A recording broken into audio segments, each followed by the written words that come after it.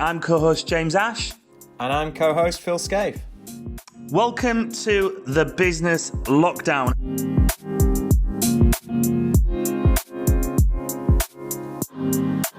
Welcome to today's show. I am joined by Justin Atherton, peak performance consultant, former detective, ex-SWAT team breacher, and current police officer in the USA, based in Texas.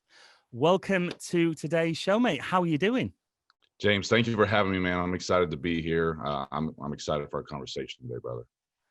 Yeah, I'm really looking forward to this. And you are a seasoned pro in the podcasting world. You've got Actions and Limits podcast, and it's just over 12 months old, I believe, and just celebrated around about 75th episode as well, which will be great to delve into as well. There's a number of things I'm really looking forward to chatting with you today, and our January topic for the month is a new year, a new you, looking at motivation and drive, focus and energy.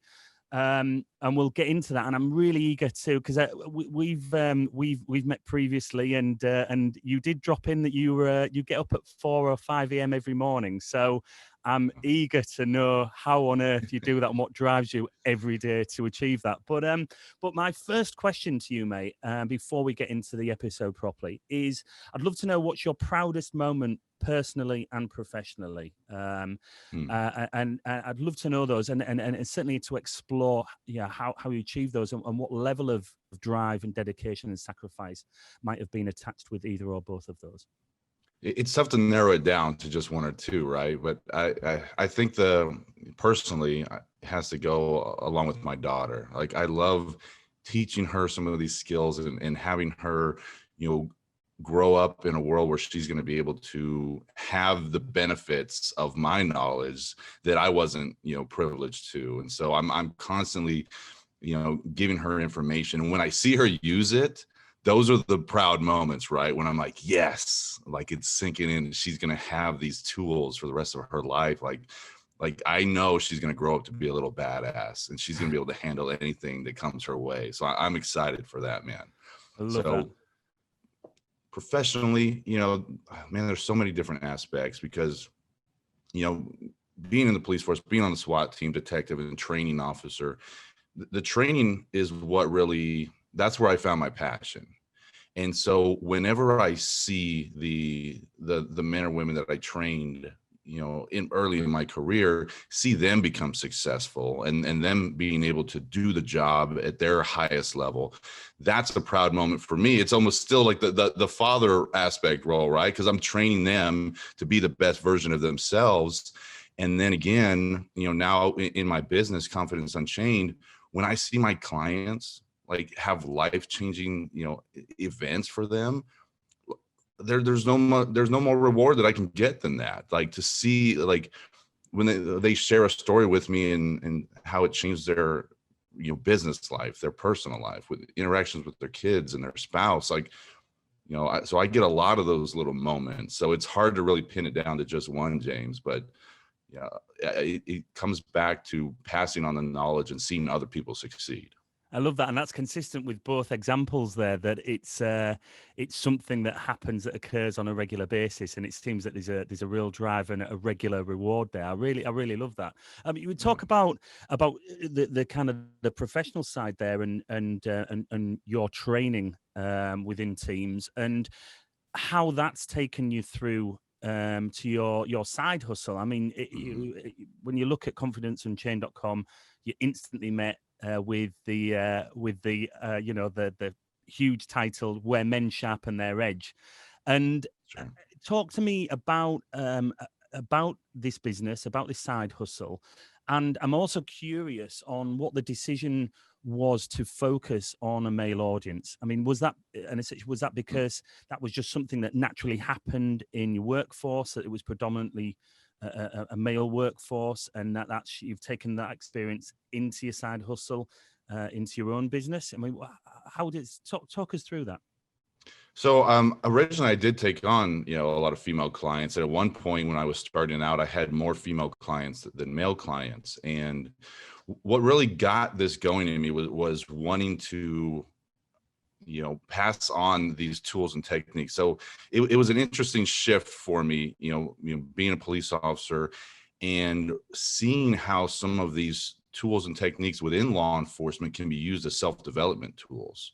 Mm-hmm. It was really surprising to me to see, like, well, hey, like I can use these on interviews, and I can use these, in getting in a confession. But then also when you turn it on its head, it's like, oh, wait a minute. Like, I can use this to monitor my own self-talk and monitor my own emotions. So I'm like, I got to share this with everyone else. Cause I also work with a company, Proactive Leader, where we teach interview tactics and leadership skills. And that's where some of these techniques came from, especially the emotional matrix and learning to deal with your emotions. The working with male clients, how that came about is, early on, I was trying to find myself as a coach, as a consultant, like how am I going to be? And I found that I'm very upfront, I'm very blunt, and the women clients I was working with, I found that I was having to tiptoe around certain issues, and so I felt that I wasn't being authentic to myself. And so now I put it up front. It's like, look, I even ask this question in my questionnaire when people sign up for a phone call with me. It was like, do you get offended easily? Because I can't work with people that do get offended easily. That's not saying that there are women out there that I wouldn't work with. I've still been approached recently by some women that say, hey, I want to work with you. And it's like, you got to have some tough skin. Mm-hmm. Because I'm going to tell you like it is. I'm going to point out what you're doing wrong. I'm going to point out the fact that you're lying to yourself in these aspects. And can you handle that? And so for me, it was easier to be authentic in dealing with men and just saying, hey, look, dude, you're messing up. This is what you need to fix. These are the tools and techniques that you have in front of you. You either do it or you don't. There is no try. And come at it with that angle. And men are more receptive to that than women. So that's why I took it there. Not saying that I wouldn't take a female client, but she has to be, thick-skinned. And I think that's really important to identify, and isn't it? I was watching your last episode on your podcast with Tom LaBelle, and he's based in Chiang Mai in Thailand, Yes. which is one of my favorite places in the world. So straight away I was hooked.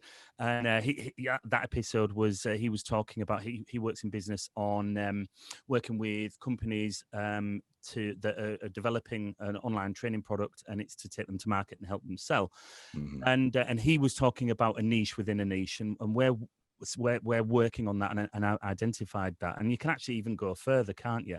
And I don't think there's anything wrong with that, actually identifying what that niche is. I mean, there's many examples out there, whether it's a certain demographic or sex or kind of geography speaking, in terms of identifying a country, like the podcasting world is blowing up in America, and the UK is now starting to catch up. But talk to us about that. What's a kind of a normal customer journey with you? Somebody contacts you, and what's that initial conversation look like, and in terms of then somebody working with yourself and then that customer journey moving forward? Sure. So most of the men that do reach out to me, they're, executives, business owners, some type of entrepreneur.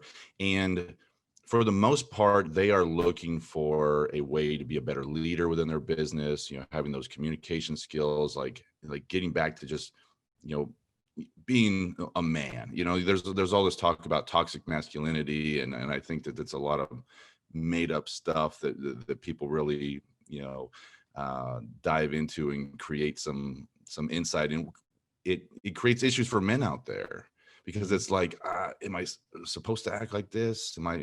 How am I supposed to be? So men are losing their authenticity on how they want to be. It's about just don't be a jerk, right? The toxic masculinity part. But so men come to me for different aspects. Normally it's related around their business and their leadership skills. And so we have a conversation and really get into what they're struggling with, where they want to be. And we have an initial conversation. And I tell all the men that call up front is I don't sign up every person that calls me, because this has to be a mutually beneficial relationship. If for some reason, like, we get on each other's nerves, working with each other for 6 months or a year, like this isn't going to be good. Like, so we have to get along. We have to have some kind of rapport or understanding of each other. And I do not have an issue referring people to other coaches that I know. I've done it multiple times. I've had people refer them to me. I think that's a high integrity issue there, because if I just said, I just need to sign up everybody because I need the money, you're not in it with the goal to help the other person. So it's not about the money. It's about having that right fit to where we both, know there's going to be some benefit to this, and that I'm going to want to work with you, and you're going to want to hear me like confront you on a regular basis. Because if I'm getting under your skin, James, and I'm like, hey, you're messing up, you're doing it, you're like, man, I'm sick of hearing Justin talk. Like, this is just not going to work out. Then you're not going to go through the process. You're not going to work on those tools and techniques. And then by the time we're finished working together, you probably didn't get out of it what you could have if we had enough, rapport and a good relationship. So one of the first things that I teach them, though, is really working on the emotional intelligence aspect, which is a tough sell for a lot of men out there. It's one of the tools that I see is the most needed, but men don't want to grasp onto that. And the biggest way I see that is because I still teach these classes to law enforcement, and it's normally about 90% men. When I go into a room, and when we get to the topic about emotions, I'm like, hey guys, today we're going to talk about emotions. And they look at me like I'm crazy. They're like, hey buddy, you're in the wrong room. We don't talk about emotions in here. You need to go next door. And luckily, being a former SWAT guy, being a bigger guy, I get a little street cred. I'm like, hey, if I can talk about emotions, guys, so can you. And so it takes them a couple of days to realize how effective these tools are and how they've been neglecting their emotional intelligence. And it gives them ways to process their emotions.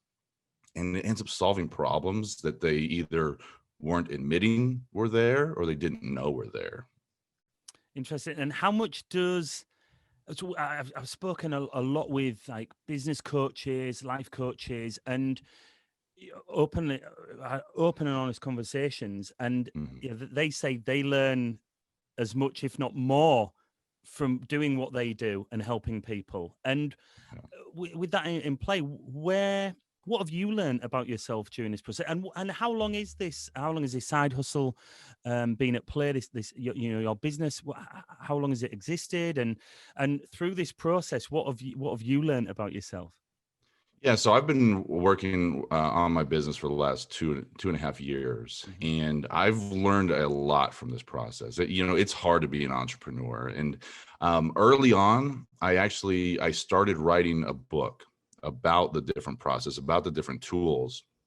And at a certain point, I hit pause on the book. And I'm really glad that I did, because within these last 2 years of having these conversations on different podcasts, working with different clients, being exposed to new information, having these thoughts run over and over again in your head, you start weeding out, what are the details? What's the actual process going on here? So I know when I resume my project of working on that book, it's going to be so much better. Like I'm going to have more details, more references, more ideas, and maybe some of it get thrown out. Maybe some of it'll just be clarified more. But in just having these conversations, I was on a podcast a few weeks ago, and we were in this really good flow of a conversation. Me and the host, we were going back and forth, and she had asked me a question about the name of my business, Confidence Unchained, and my idea about confidence. And I told her this idea of confidence, how I don't believe it's a skill. I believe it's how people perceive the actions you take and the actions you don't take. And she stopped me. She's like, wait a minute. She's like, repeat that. And I was like, repeat what? Like I didn't even know what I had said. And it's funny when you get into those flow states and you have those conversations to where you're just going and you're not consciously thinking these thoughts, right? They're just in your subconscious and flowing out. And so it's almost like it threw a monkey wrench in the conversation, because I had to stop, rewind, and go, what did I just say? And I'm like, oh, well, I said this. And to me, it was something I had never articulated before, but it was just in the underlying understanding of what I wanted to get out of my business and my understanding about confidence and how I pass that on to others. And so it was interesting to get insight into my own brain. They're like, where did this come from? And like, I do believe this, but why did it come out here? And it was a funny experience, especially, doing it live on a podcast and having that monkey wrench thrown in there. Cause maybe if she didn't, I would have never gone back and written it down and really thought about it some more, but she put the stop button on it. And I'm like, okay, let me rewind what I just said, man. So What's the greatest challenge you, I mean, it's hard to plan or envisage anything for 2021, right? But we can only try. That is that is certainly at play here. I mean, what do you envisage the biggest challenge ahead for the year? Would have you got short, medium term goals in place for 2021? You spoke about picking up your book there. Is that part of the process for this year? I don't have a plan to pick it up this year. Right now, my immediate focus is working on my summit, and that is taking up, the majority of my energy, getting these different speakers together. We've had to move the date. It was going to be in January, but now we're pushing the summit to the end of February. It's going to be 25th, 6th, and 7th. Mate, that looks good as well. I took a look. There's a lot of strong, high quality speakers at place there, including yourself, of course. Give us some insight into that. That's going to be huge, right? Yeah, I'm super excited to put that together. It's a 3-day event, and it's free to sign up. You can get all the information there. I was counting it up. I think originally I was thinking, man, all the speakers we have, with their years of experience, it's over 200 years of experience. I started adding up some more. I think it's closer to like mid 300 years of experience, of collected experience from these men in all of their different fields. And just like my business, where we're focused on the 3 areas of mental toughness, emotional fortitude, and health awareness. So we have fitness coaches in there. We have, emotional intelligence coaches in there, and we have, other mindset coaches in there as well. And it's a powerful group of men that I get to pick their brains, and I'm super excited for that project. So difficulty for 2021, I'm not sure. This is it for me right now, like the technical process of working on this and making sure that everything is perfect, so everyone can have a great experience being part of the summit. Once the summit is complete and we work at the tail end of everything after the summit, then I'll reassess. So looking too far ahead, I'm working right now. Like that's where I'm focused, is right now in the near future. So I don't know I'm just going to take it as it comes, man. I like that, man. No, that's a great way to approach. I mean, it is huge. The summit is huge, and so it's almost like, why would you look beyond that when you've got such an important event coming up? I mean, who is right to attend that? What if anybody that's listening and watching this episode and checking you out and the summit, who is ideal to attend that and benefit from that? Because I would imagine it's normally the case where you might, each guest speaker might not be appropriate for me, but I would take really good value from most of the speakers, whatnot. I mean, that's always the case when you go to a seminar or a conference. Yeah. Who should be attending that summit? Yeah, so the summit's really focused on men helping men. And so, business owners, executive entrepreneurs. The funny thing is, though, is as you're collecting these guys, all of these skill sets are universal for men or women. Obviously, that's the market, right? Like that's who we're pulling in.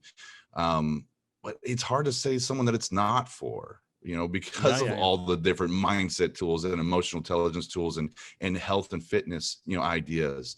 It's but again, the market is towards men, business owners, CEOs, right?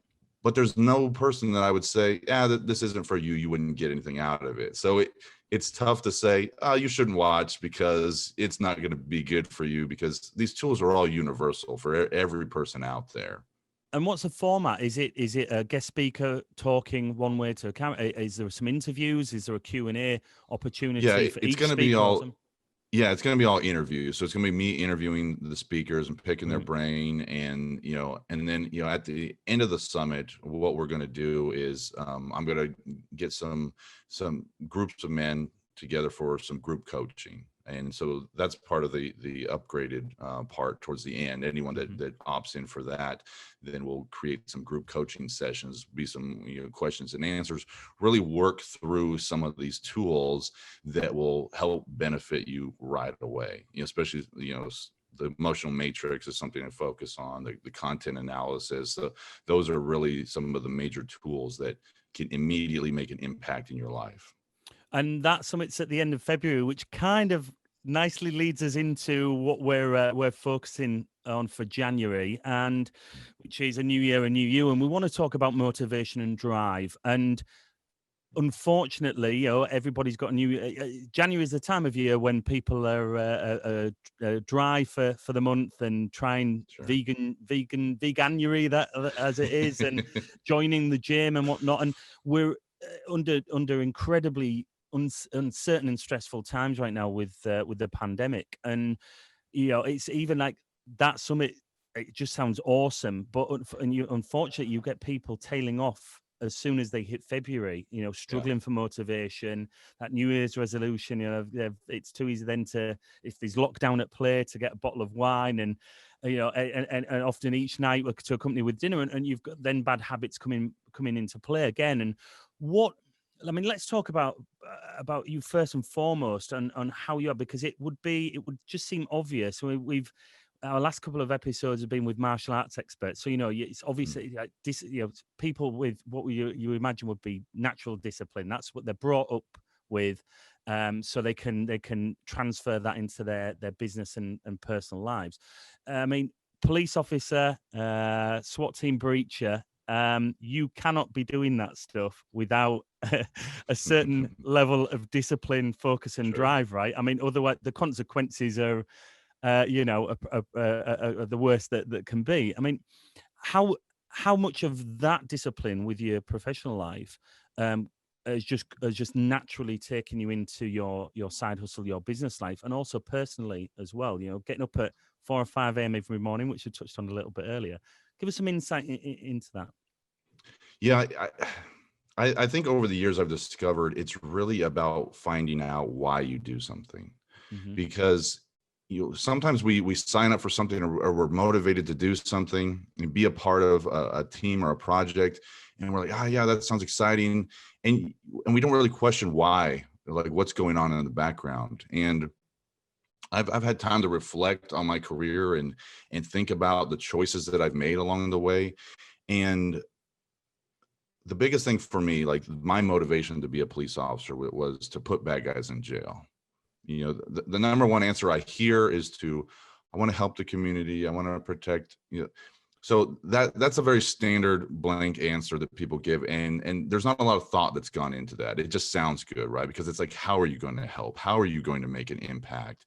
And for me, because I transitioned from working in the prison system and working gang intelligence to becoming a police officer. So my mindset was, I don't want to just keep them in there. I want to put them in there, because there are bad guys out there. Let me find them and I'll put them where they belong. And in that way, protecting the community from their negative behavior. So that was always my drive. And then wanting to be on the SWAT team, wanting to be a detective, it was like upping my game and being a part of an elite group to where I'm always being tested. And so for me, it was always the challenge aspect. Like, what can I learn? Like, what can I improve upon? Like, I'm always one for just gaining knowledge. Like, let me learn something new. I hate that there's people out there that say, I don't want to expose myself to certain information. Like, I don't like that, so I'm not going to try it. Whether it's new food, a new experience, a new book, a new idea, that is detrimental to your life in general. You need to expose yourself to new information, whether you agree with it or not, so you can actually have those, thoughts and conversations with yourself or someone else and process that out. I think one of the books that really stood out to me that was along those lines is The Power of Now by Eckhart Tolle. Now, when I started reading this book, I was like, it's a little on the hippie side. It's on the spiritual, not something I would normally read or expose myself to. But I was like, let me see what they're talking about. And in reading it, it really solidified some ideas that I already had. It was just coming at it from a different perspective. And so it made me think about things and go, okay, yes, I really do believe this. This is a belief and value of mine has been solidified, and made me question some other ideas. I'm like, okay, maybe think about things from a different perspective. So I think that we constantly have to, evaluate what we're doing and the why. And this is something that I've done with my clients before, especially when they bring up a goal that they have. And because I believe that external motivation is not sustainable, because you could read that book, you could go to that seminar, and it's going to last a few days, maybe a few weeks. But if it's not inside of you, it is not sustainable. And so you have to figure out why you're doing something. And I had one of my clients, talk about how they wanted to become, healthier. They wanted to be in the gym every day. I'm like, okay, why do you want to do that? Well, I want to feel better. I want to look better. I'm like, okay, why do you want those things? And well, I want to be around for my kids when they grow up. And then you've got like, it's like a light bulb. It's almost like that, what we talk about, that niche within a niche, or you guys say niche within a niche, right? And that's exactly that. It's not just like, I'm going to do a podcast, or I'm going to have a business on coaching. I'm going to actually focus that on men. And that's going to be my focus. And then you can even go further into that. And that's absolutely, it's just then the penny drops, right? And it's only one step further than their initial kind of what they think, or why they want, because they want to look good or whatever. But actually, what are the other benefits to that? And then you get them right. I love that. It's getting to the root of it. And sometimes it takes a couple levels down, but understanding why you're doing something and how is that important to you. And then the other part of it is making a commitment to do it. And a lot of people don't think about that aspect. And this goes into everything. I think about the commitment I made to my girlfriend and told her, I am committed to this relationship and being the best partner for you that I can. Like, how many people actually make that commitment out loud to the other person? So it's a completely different thing when you say it out loud and make a clear commitment to something. Because one of the biggest commitments for me that's around my business is I'm committed to inspiring others and helping them discover their limitless possibilities. So that is my commitment within my business and why I do what I do. And there's some days that I need to remind myself of what my commitment is, because even, the people on top, even Tony Robbins and other coaches out there are days that they struggle, even though they have these tools and techniques. I talk about this with other coaches. Sometimes we get this blind spot where we know how to fix certain things, but maybe we're not seeing exactly what the issue is. So on those rough days, sometimes I have to remind myself what I'm committed to and why I'm doing the hard work, why I'm doing this every day to push through. Is because of my commitment to others. And I would suggest it's equally as important to identify then what happens if you don't continue with that, right? So it's almost a reminder. So yes, why I'm doing it, but if I kind of stutter, if I don't hit the gym for a week, or I have a few beers at the weekend and hit Monday groggy and lacking of energy, I think it's all equally as important. What is the repercussions of that? And I think sometimes people can almost be too harsh on themselves, which then stops them from doing it. Like, oh, well, I've done it now. And they forget about all the good work that they've done. Yeah. And I do think that's at play there. And I think sometimes it's about being fair to yourself, being fair to yourself. And because it's too easy at the 1st of January to go, right, myself now, I'm training 5 days a week, Monday to Friday, 7 times over those 5 days, and doing those, and relax on the weekend, and then shifting a bit of work from the week into the weekend. And I love it. And I know this is where I perform best, when I've got structure and drive and a vision and energy, and it's infectious. but I'm aware that, yeah, and I've done that for sustained periods, 3-4 months, where I've been like super hyper focused. But then you need some time. You need a cheat day. You need to make sure you get out of that structure and that focus that you find yourself, which is really healthy for yourself. It's almost like a reward. Yeah, absolutely. Having that reward and not kicking yourself too much, because you can set your goals too high on, and then as soon as you don't achieve them, or the first you fall down on the first hurdle, it's like, I'm done now. I might as well do it, and then you kind of then convince yourself, don't you, that I gave it a good go. I was good for January, and like I'm now paying 11 months for my gym membership and not stepping foot ever again. But I mean, what gets you out of bed at 4 a.m. every morning, and what does your daily routine look like from that starting point? Well, you touched on so many good things there. I don't want to skip over Feel it. free to pick them, mate. Absolutely. Because you're right with, people set these, high goals for themselves. It's like, all right, this year, my goal is I'm going to eat better. I'm going to be in the gym 5-6 days a week.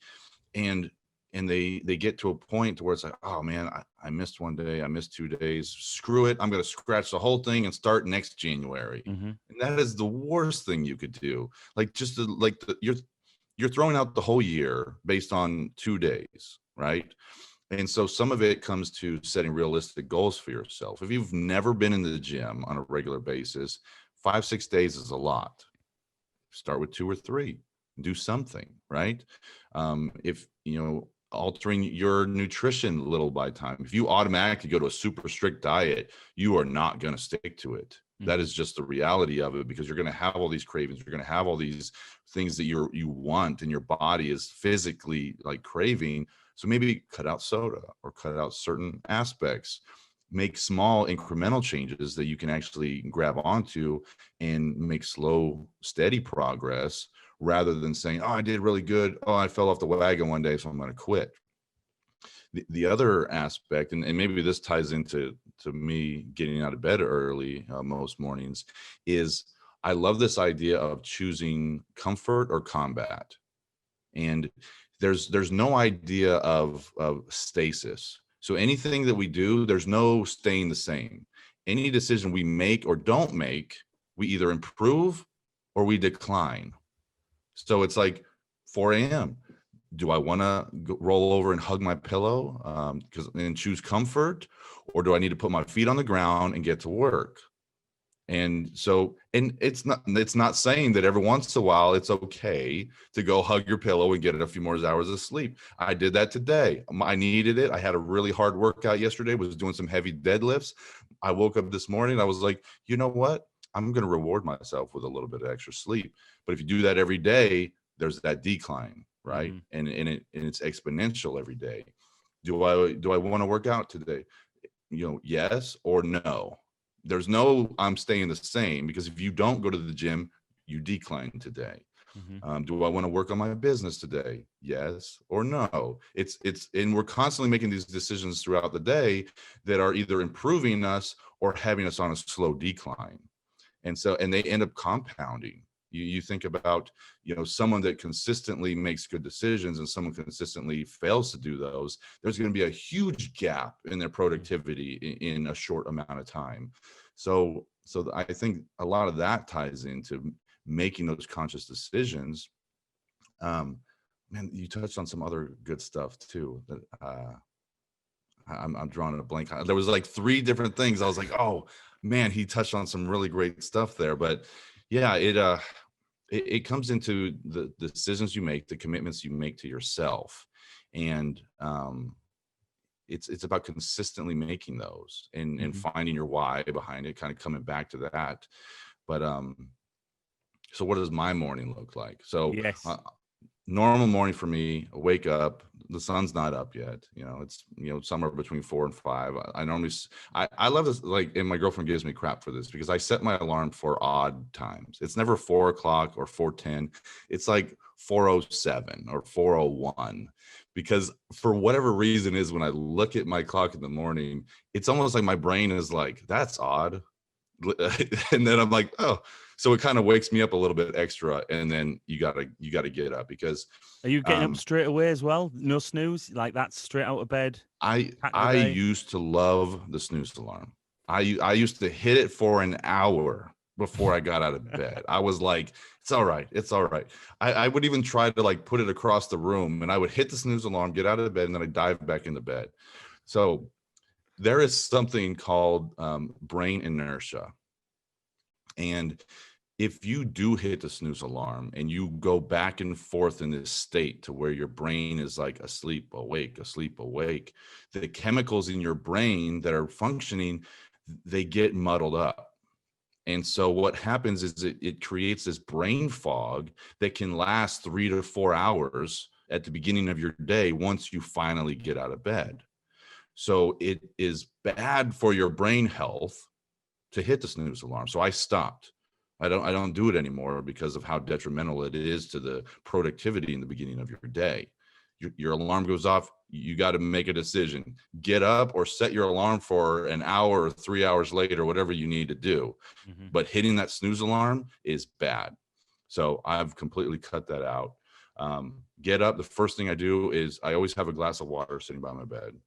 I chug a big glass of water because you need to rehydrate from in the night. You get your brain going and start hydrating your body. Go in there, brush my teeth. While I'm brushing my teeth, I'm doing air squats. Multitasking. I'm getting blood flowing too, like into the bigger muscle group. So I'm in front of the mirror, brushing my teeth, doing air squats. Is that not? Do you not find that's a bit like when you pat your head and rub your sort? If it is, then it's good for your brain. Like it can be difficult doing the timing, brushing your teeth. I get it, but all that is exercise for your brain too. But it's getting the blood flowing. It's another way to wake yourself up. And then one of two things: if I shower the night before, I'm splashing cold water on my face and my head. Another way to kind of wake myself up, or I'm hopping in the shower and finishing that off with cold water. Another way to wake yourself up. Mm-hmm. I know there's guys out there that do completely cold showers, and it's like a 30-second thing. A way to ease yourself into that, if you want to try the idea of having cold showers, is start with a warm shower and slowly make it colder as you go until the end of your shower. There's no more hot water. Jumping right into it, obviously, yeah, it's gonna wake you up. It's miserable. I've done it multiple times. It's not a fun thing to do, James, to just hop in a cold shower at 4 or 5 in the morning. It's like, oh my gosh. And then you're speed cleaning your body. So for the guys out there that want to try it, you can ease into that process by doing a normal temperature shower and then easing off. Because there are some articles and some science out there that taking hot showers, even though it feels great, is not good for your body and your skin. It kind of dries you out and can cause some issues. So there's some science to back it up, that taking hot showers are bad. But then I don't get on my phone for at least 2 hours. At all? Zero? Not at all. I leave it away. And yeah, I know a lot of guys meditate early in the morning. Even if you don't actually meditate, sitting and contemplating your day is a great process. 5-10 minutes. It's like, all right, what am I going to accomplish today? What are the things that are going to take up some time? What are some things that I can easily, get out of my day? There's a couple different thoughts on this. It's like, start out with the things that are small and easy to accomplish because you build momentum. And, and then there's another thought process is like, do the hardest thing first thing in the morning. I think it depends on how you're feeling. Like if you're feeling super motivated and you want to attack that hardest project in the day, great, go for it. But understand if you're having some issues or, if there's some pieces that aren't falling into line, switch gears and go do something you can knock out. Do 2 or 3 small tasks. It's like, hey, this project isn't going to get done right now. There's some pieces that are missing, or I need someone else's input. Hit pause rather than getting frustrated with yourself. Hit pause and go and say, hey, I need to knock out these other 3 tasks here. And then you can come back with some new energy and be more focused, and then, attack your day. And there's so many different aspects out there. I don't like to do the checklist. No. I I find that I think there's a sweet spot. I was chatting with Beth, who's on our team member, and we've entered this new year by having a certain amount of structure. So the start of the day, it's 8:50 till 12, and that's structured and in place. And then outside of that, there's like super flexibility, responsibility to make up the hours, and that can be project led. But at the moment, it's just, in the UK, it gets dark early. So our team are benefiting from going for a 6-mile walk in the daylight, in the afternoon, after lunch, to walk off the lunch and get some clear headspace and come back. So I think we're having the same conversation where I think having a healthy foundation and structure to work from to allow flexibility and freedom on the top of that. And that's certainly that I do that. I approach that the same with the podcasts. Essentially we met before. I always have a pre-call with guests just to, find out who they are, build rapport, outline the episode. I mean, we're kind of unscripted, unedited, which is great, but obviously we just need to make sure that we're the right fit for each other's audience. So I agree with that. I've done it before where I've been at the gym and I've been in a really good place and I'm starting to see huge progress. And I'm like, right, I'm going to maximize now on my time in the gym on every exercise. And and I've done this a few times and I kidded myself a few times. I haven't done it for years now, but then you're starting to put your reps and your weights and your progression, all of that. Give me 2 or 3 visits to the gym and I'm done. I'm not going anymore because it just it's not fun anymore. And yes, I might be missing out on 10-15% of progression, if I'm not that structured. However, am I without that structure, am I having more fun? Have I got more freedom and flexibility? Like you said, if you're feeling energized, you approach things very differently. Like this morning, I was super energized, so I just smashed out a big leg session, and then added a load more into there. And I knew I was going to go into a leg session, but I didn't know I was going to do that level of weights just because the way I was feeling. And sometimes you can't really plan for that, can you? Yeah. But I mean, there's loads I want to ask you about being a cop in America right now because it seems troubled. Would that be? I think would that be one way to say it? You're based in Texas, which everybody seems to be following Joe Rogan over there right now. He's in Austin, right? And you're Dallas, if I remember correctly. I'm near Houston, but yeah, so it's still like 3.5 hours away. I've gone to Austin multiple times, so it's not very far. But I think I'm lucky in multiple aspects. So the state in general is very law enforcement friendly. The area I work in is super law enforcement friendly. They love us out here. They love the job that we do, and so I can't imagine working in some of those cities. New York, LA, Chicago, where the police seems that they're at war every day. And so my heart goes out to those guys and the job that they have to do and the stress that they're under on a continual basis and having to deal with that. I think I'm very fortunate, and the guys that I work with are very fortunate to be where we are and have the support of our community. So it is tough to see the news and watch these videos of what is happening in these other cities. And I think in general, there is a huge morale drop in police work. And so it's you're not getting an overwhelming amount of people that want to come into this profession at this time.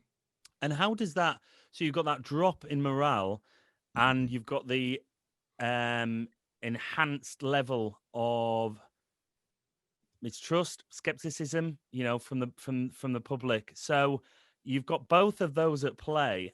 How it must seem that it just seems that you must have to work harder just to. I was going to say command respect. I mean, it just seems so volatile at the moment over there. more so than ever, really. And I don't know how much media Yeah. is to play. I mean, and do you work in a city? So you're actually in Houston itself, in a city? We're north of Houston, so it's one of the smaller cities north of Houston. So we're not in the big city because Houston is having their own issues as well. The larger the agency, the more condensed the population. It seems to be that those type of issues escalate more. So we're outside, of that area, but still in a populous city and in a busy area. But I see what you're getting at there. It's what ends up happening is that the officers don't want to be as proactive. So the officers aren't out there looking for bad guys, looking for people committing crimes, because it's like, man, I might lose my job on the next call I go to. I might, have to get into a situation that I might end up on the news. And so all it really does is it demotivates the officers to actually want to do their job.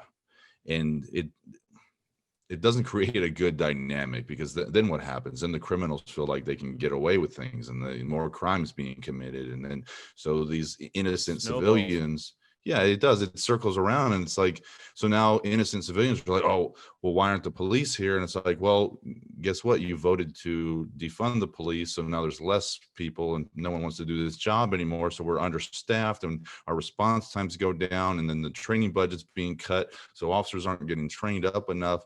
So it's this complete escalation that's going to be bad, and no one thinks about what's going to happen in the long run.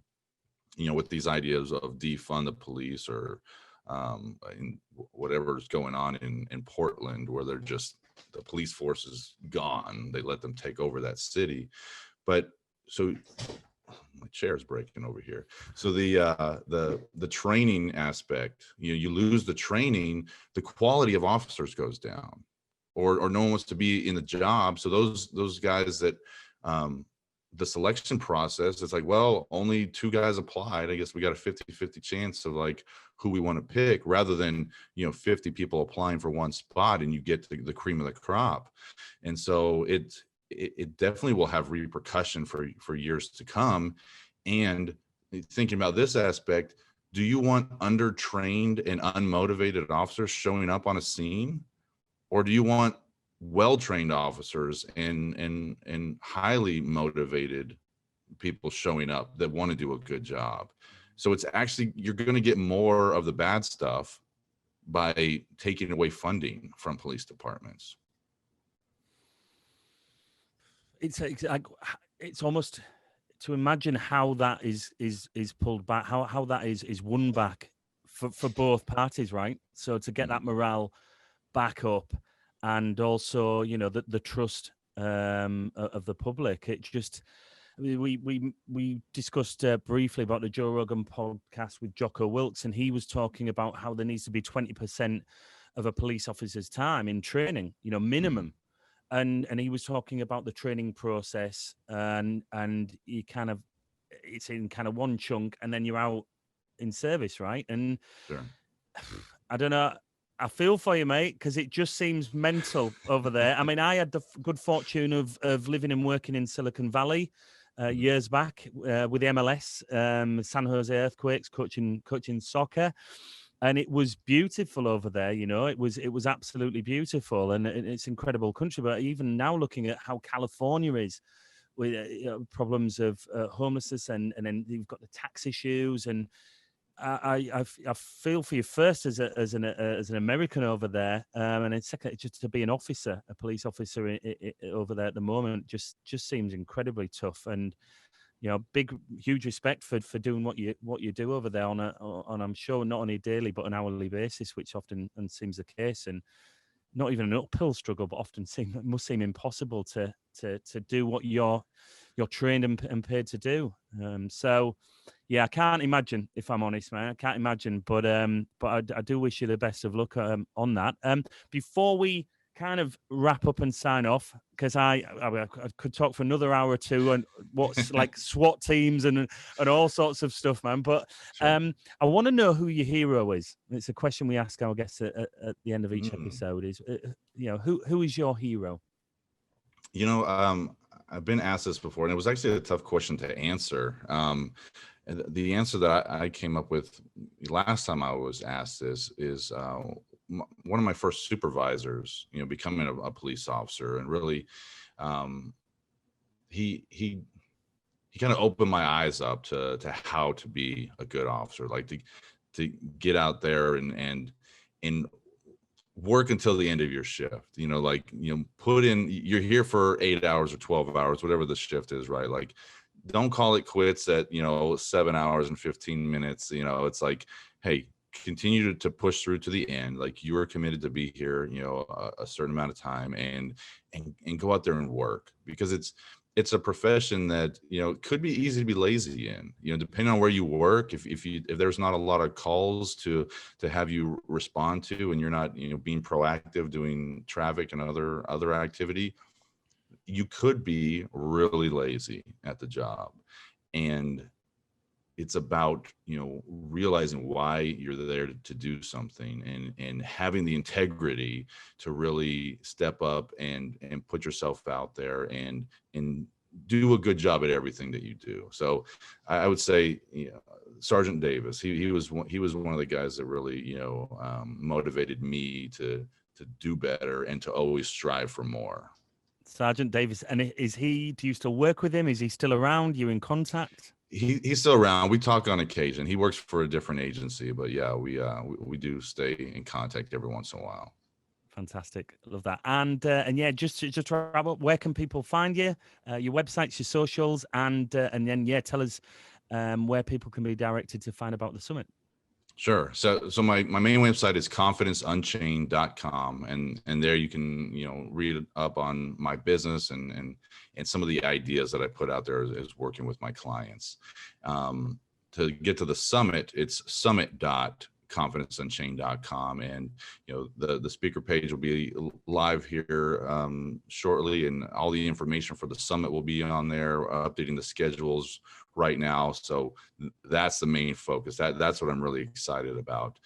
If you guys do want to reach out, I'm on LinkedIn, Facebook, and Instagram, either under Confidence Unchained or my name, Justin Atherton. And LinkedIn is probably the #1 social media platform that I use right now. But yeah, that's it. Fantastic. James. Cheers, mate. It's been an absolute pleasure, Justin, and I will look forward to being a guest at your summit. I am definitely signing up to that. Awesome. And I will be bringing a few people on board too. Definitely send it your way, man, for sure. That's a given. So awesome to chat, and I definitely look forward to you joining us on the show in the near future. And we've already discussed a variety of opportunities for us to be working together, which I'm super excited about. So.